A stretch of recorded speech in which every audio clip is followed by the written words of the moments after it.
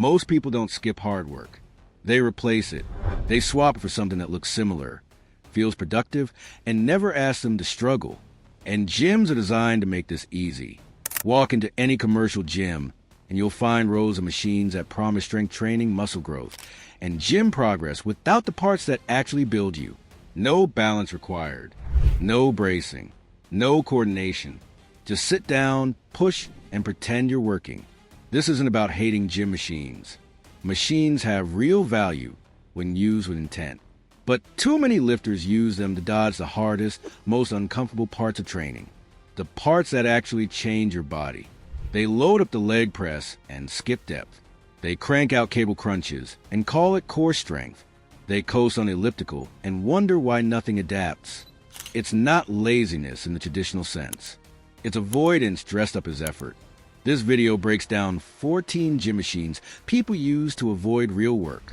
Not because the machines are bad, but because lazy gym workouts hide behind them. If you've ever wondered why your training shortcuts aren't paying off, or why your workout mistakes keep compounding, this is a list you need to hear. One quick note before we start. This is general training info, not medical advice.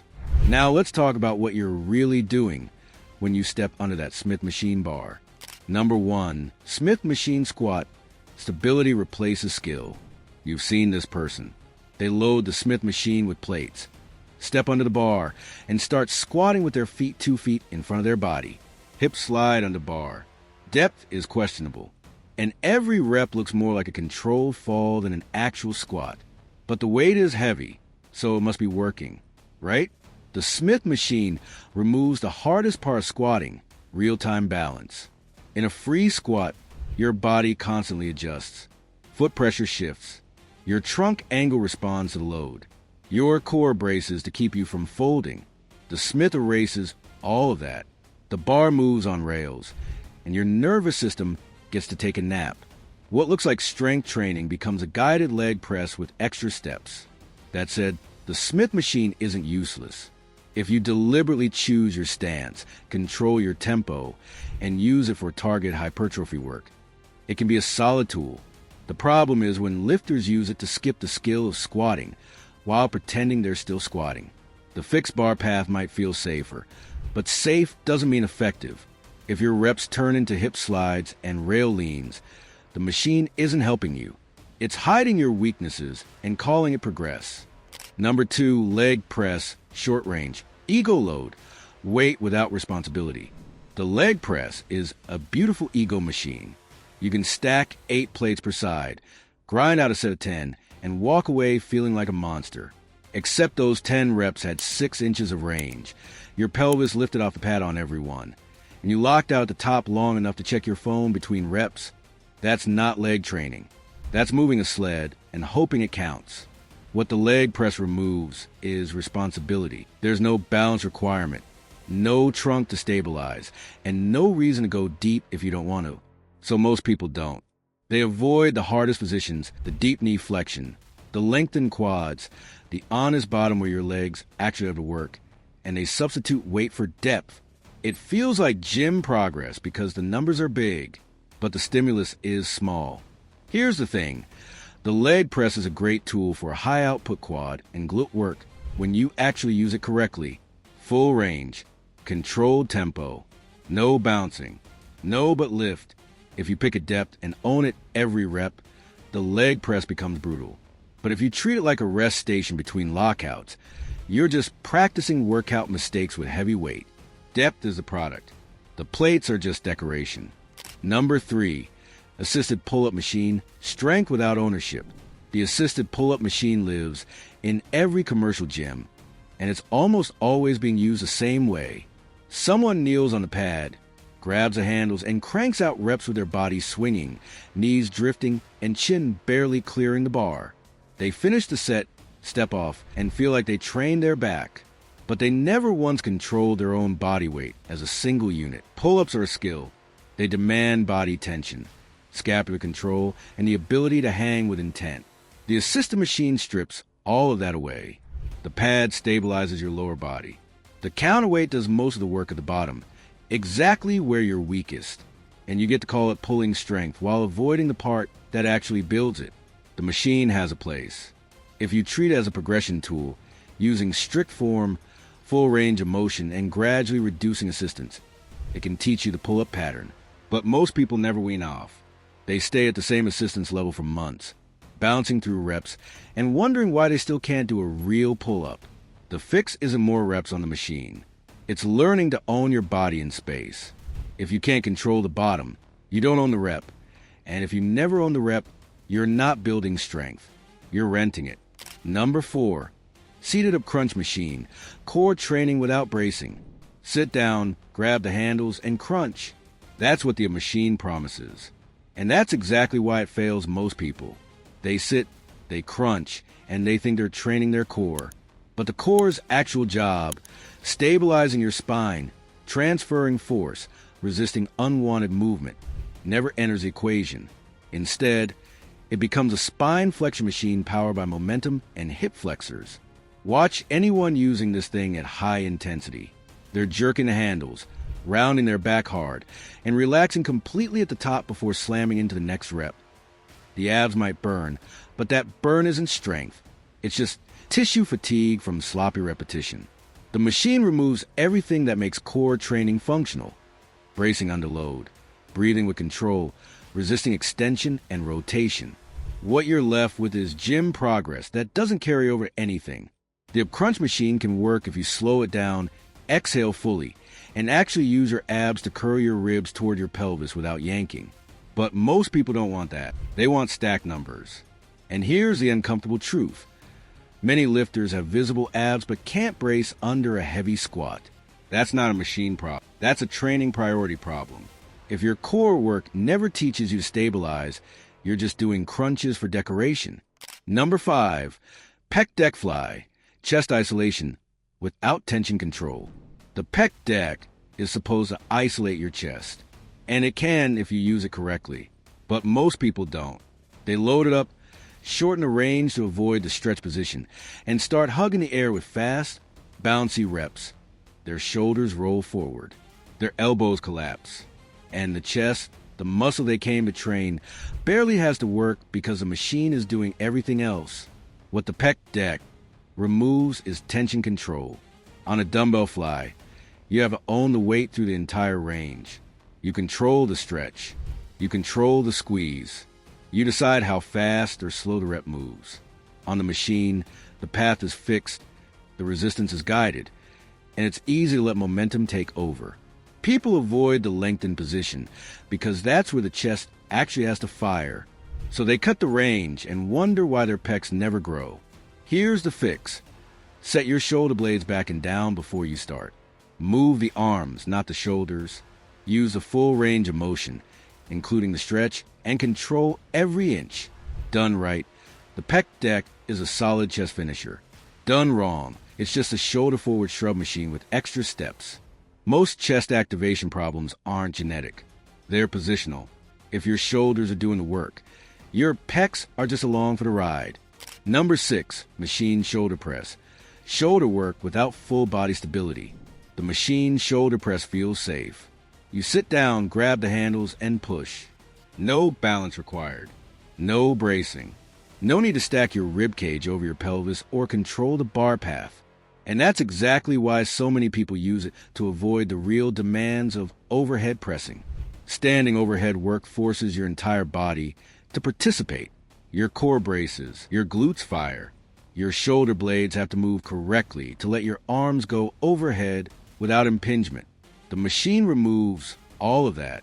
It locks you into a fixed path, often one that encourages flared elbows and shrug reps, and it lets you push weight without ever learning how to press. The result is strength that doesn't transfer and shoulders that feel worked but never actually get challenged in a functional way. The machine shoulder press isn't evil. For high-volume hypertrophy work, especially when your lower back is already fatigued, it can be useful. But too many lifters treat it as a substitute for real pressing instead of supplement. If your seat is too low, you're doing an incline press. If your neck cranes forward every rep, your position is broken. And if you've never pressed a barbell or dumbbell overhead with a stacked torso, you're missing the strength that actually matters. Machines can build size. They can't build skill.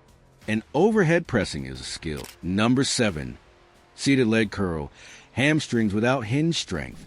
The seated leg curl is the hamstring machine people use when they want to skip everything else. No deadlifts, no Romanian deadlifts, no good mornings. Just sit down, curl your heels toward your glutes, and call it posterior chain training. The problem is that hamstrings don't just flex your knee, they extend your hip. And if you only train knee flexion, you're leaving half the muscle's function on the table. This is one of the sneakiest workout mistakes in the gym. The leg curl feels like hamstring work because the hamstrings burn, but it removes hinge strength, the ability to load your hamstrings in a lengthened position while your hips move and your trunk stays stable. That's the strength that protects your back, powers your deadlift, and makes you athletic. The curl doesn't train any of it. Seated leg curls do have value. They hit the hamstrings at longer muscle lengths than line curls, and they're a solid accessory after your hinge work is done. But they should never replace hinges. If your hamstring training is curls only, you might look strong on the machine and move weak everywhere else. The best approach is both. Hinge patterns for hip extension strength, curls for knee flexion volume. Skip one, and you're building a muscle that doesn't know how to do its job. Number 8, inner/outer thigh machine, motion without athletic relevance. You know the machine. You've walked past 100 times. Someone sitting there, squeezing their knees together or pushing them apart, face buried in their phone, doing tiny reps with zero intensity. It looks like hip training. It feels like targeting. And it accomplishes almost nothing that matters for real movement. The inner/outer thigh machine removes athletic hip function. It isolates the adductors and abductors in a seated position with no stability demand, no pelvis control, and no single leg challenge. The result is a burn that feels productive but doesn't improve how you squat, lunge, or move. People use this machine to avoid the discomfort of real lower body training. Lateral lunges, split squats, step downs, single leg work that actually makes your hips stable and strong. That said, there's a use case for bodybuilders chasing specific adductor development, or for warm-ups and targeted accessory work. The machine can fit, but it should never be a replacement for functional hip training. Here's a fact most people miss. Strong adductors stabilize your squat. Many lifters complain about groin tightness, and the cause is weak adductors that were never strengthened through range. Just squeeze on machine with 2-inch reps. If your hips don't work a motion, training them seated won't fix it. Number 9, selectorized chest press, pressing without balance. The selectorized chest press is the bench press without the hard parts. No bar path to control, no stabilizers working, no scapular positioning to manage. Just sit, push, lock out, and repeat. It's strength training with training wheels, and people use it to feel like they're pressing heavy when they've never actually learned how to press. What the machine removes is the skill of pressing. On a barbell or dumbbell bench, your shoulders have to stay packed. Your chest has to stay up. You control the groove, and if your mechanics are off, the weight tells you. On the machine, the path is locked, the seat supports your torso, and you can get away with terrible form while chasing big numbers. Shoulders rolling forward, partial reps, bouncing off the pins. It all looks like effort, but none of it builds functional pressing strength. The machine does have value for hypertrophy. Constant tension, controlled tempo, and full range of motion can build a solid chest without the fatigue cost of free weight work. But here's the catch. Many people feel their chest more on machines specifically because the stability demand is gone. That's useful. It's also a sign that their mechanics might be broken in ways a machine is hiding. If you only press on machines, you'll never know what you're missing. And what you're missing might be the foundation. Number 10, back extension machine, posterior chain, without real load control. The back extension machine looks like posterior chain work. It's in the name. But the way most people use it, it's just a lower back pump machine with sloppy spine movement and no hip hinge in sight. They round forward, hyperextend back, bounce at the bottom, and call it strength training. The glutes and hamstrings barely show up because the movement is all spine, all the time. What this machine removes is real hinge mechanics. A proper hip hinge, like a Romanian deadlift or good morning, demands that you move at the hips while your trunk stays stable. That's the pattern that builds glute and hamstring strength while protecting your back. The back extension machine makes it too easy to skip the hips entirely and just flex and extend your spine. It becomes a spinal mobility drill performed with too much intensity. Used correctly, the back extension is a solid accessory. If you hinge at the hips, keep your spine neutral, and focus on glute contraction at the top, it can be a great posterior chain finisher. The key is thinking fold and unfold, not bend and snap. Most misuse isn't the machine's fault. It's a technique failure dressed up as effort. If your lower back is always sore after this machine, but your glutes feel nothing, you're not training your posterior chain. You're just pumping your erectors and hoping it counts. Number 11, cable crunch, stack chasing. Abs trained through momentum. The cable crunch should be an exercise, but watch anyone chasing a heavy stack, and you'll see something else entirely. They grab the rope, yank down with their arms, snap their hips back and forth, and call it core work. The abs contract for maybe a quarter of each rep. The rest is momentum, hip flexors, and neck strain. It's not strength training. It's performance art. What stack chasing removes is actual abdominal control. A good cable crunch is quiet. You exhale hard. Pull your ribs toward your pelvis and curl with control. There's no arm pulling, no hip hinging, no jerking. But that version is hard and humbling. The weight has to be lighter. The reps have to be slower. And people don't want that. They want a number that looks impressive. Cable crunches can be a solid tool for loaded spinal flexion work, especially when paired with bracing exercises that train the core stabilizing role. But if you can't control your breathing under load, your work is missing the point. The core's job in real lifting, squatting, pulling, pressing is to brace and transfer force. If your cable crunch looks like a bowing motion instead of control curl, you're training the wrong pattern. Exhale hard, ribs down, and make the abs do the work, not your momentum. Number 12, machine row with chest support used lazily. Upper back without posture demand. Chest supported rows are a gift. They let you train your upper back with minimal lower back fatigue, which is perfect when your hinge work is already hammering your posterior chain. But the chest pad becomes a problem when people use it to avoid everything else. Posture, scapular control, full range of motion, and the discipline of actually rowing with their back. Watch how most people use this machine. They yank the handles with their biceps, shrug their shoulders up instead of retracting them back, and use tiny half reps without ever pausing to squeeze. The chest pad, which should free them to focus on back contraction, becomes a wall they bounce against. There's no pull-pause control, just fast, sloppy reps that train nothing but arm endurance. The fix is intent. Lead with your elbows, not your hands. Retract and depress your shoulder blades before you pull. Pause the squeeze. Control the negative. Make the back do the work, not the biceps.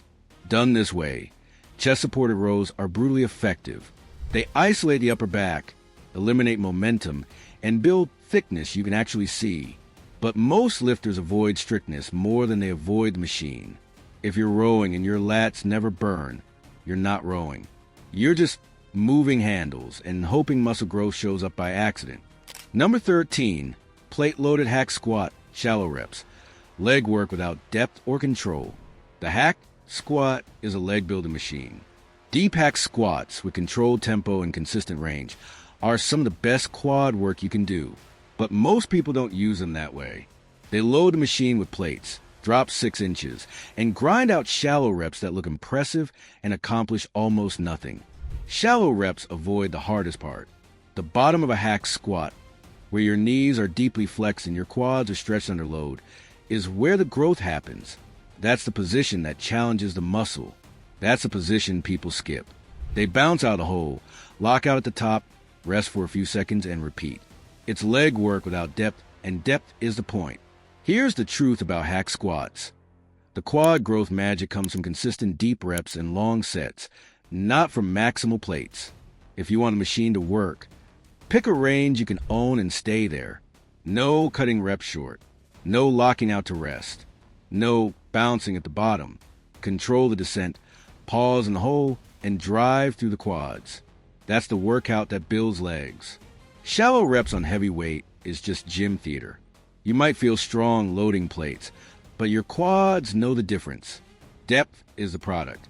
Weight is just a receipt. Number 14, elliptical, used as hard cardio. Effort without adaptation.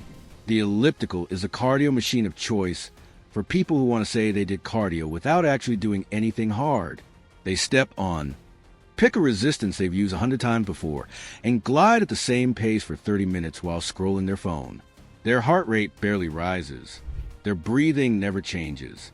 And they leave thinking they've trained. What the elliptical removes is intensity and progression. It's easy to coast. The motion is smooth, low impact, and forgiving. There's no hill to climb, no interval to survive, no reason to push unless you deliberately choose to. And most people don't choose to. They treat the elliptical like attendance. Just showing up is enough. And they wonder why their cardio never improves. The elliptical isn't a bad machine. For low-impact, steady-state conditioning, warm-ups, and active recovery, it's a solid tool. The problem is intent. If your cardio never changes, your body never has to adapt. Same speed, same resistance, same zone every session. That's not training. That's maintaining. The fix is simple. Track your output, vary your intensity, and actually push sometimes. The best cardio isn't the machine. It's the effort you bring to it. The elliptical isn't lazy. Mindless cardio is. And if you're not sweating, you're not training. You're just passing time. Machines aren't the enemy. Avoidance is. Every single machine on this list can build muscle, improve strength, and contribute to real gym progress. But only if you use them with intent. The problem is that most people don't. They use machines to skip the parts of training that actually work. Depth, bracing, balance, control, full range of motion, discomfort. They replace skill with support and wonder why their results stall. If you recognize yourself in any of these sections, that's not a reason to feel bad. It's a reason to adjust. Pick one machine you've been using on autopilot and start using it like it matters. Go deeper. Go slower. Drop the weight if you have to. Make the muscle work instead of the machine. So here's the question. Which machine on this list have you been leaning on? Drop it in the comments. And if this video made you rethink your training, subscribe for more content that cuts through the noise and gets to what actually works. Now, go train like it matters.